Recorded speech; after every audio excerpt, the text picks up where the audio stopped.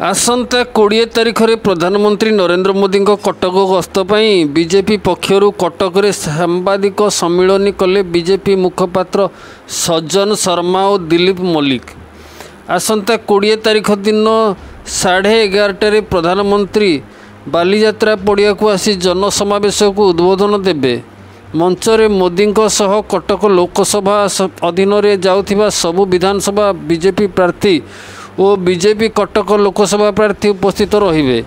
बहु संख्यार उपस्थित रहिबा को जनसाधारण को निवेदन कले आमे कटकवासी एकाठी होई तांको पाखे कटक सहर समस्या उपस्थापना करिबा। आगामी दिन में कटकर विकास पई आमे बीजेपी सह रहिबा बोली बीजेपी राज्य बीजेपी मुखपात्र और बीजेपी मुखपात्र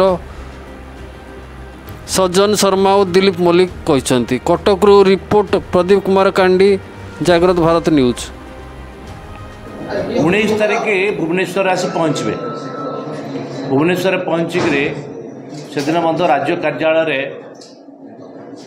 जीवे कार्यालय को एवं परवर्ती समय सी पुणी तापर दिन 20 तारिख दिन पुरी जीवे पुरी रे महाप्रभु जगन्नाथ दर्शन करेंगे और सेठी एक रोड शो रे जोग देवे। परवर्ती समय पुणी हेलीपैड जोगे आसी कटक रे पहुँचे। कटक रे ठीक 11टा ରୁ 11:30 समय मध्य पहुँचे एवं जनसभा को उद्बोधन देवे।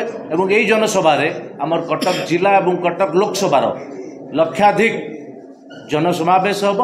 जनसमावेश को से उद्बोधन देवे और तापर पुणी परवर्ती कार्यक्रम से पुणी आगे जाए।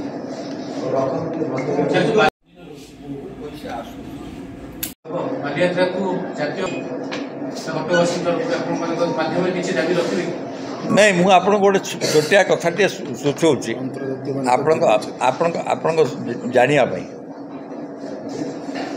जे कटक सहर रे प्रथम थर किलार पुनरुद्धार कथा भारतीय जनता पार्टी 1995 मसीहा निर्वाचन कही एवं परवर्ती समय तार उत्खनन है एवं कटक जिलार लोक प्रधानमंत्री कटक गस्त को अपेक्षा करी। प्रधानमंत्री मोदी जी आज सारा विश्व को नेतृत्व दौरान तांकर श्रीमुखरू शुणा को चाहूँगी ओडिशार विकास गाथा कटकर पुनरुत्थान गाथा आमर कटक परिसर जहाँ को आम कहूँ कटक लोकसभा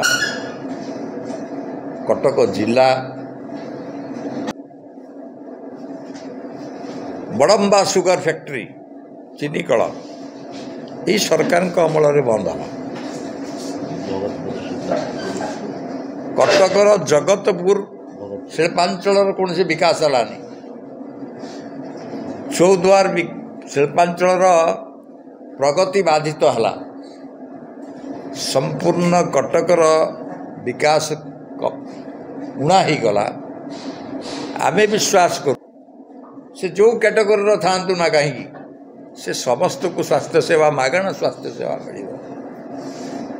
ये जो हॉस्पिटल मानकर विकास घटो केवल कोठा नुहे से डाक्तर रे वर्तमान अनेक रूपांतरण होती कोठार रूपांतरण होती किंतु रूपांतरण शिक्षा अनुष्ठान रही नहीं कहीं शिक्षक ना तो ये समस्त कथा आमे प्रधानमंत्री मोदी सहित पाखे उपस्थापित करवा। आमे सबू कटक वाला एकाठी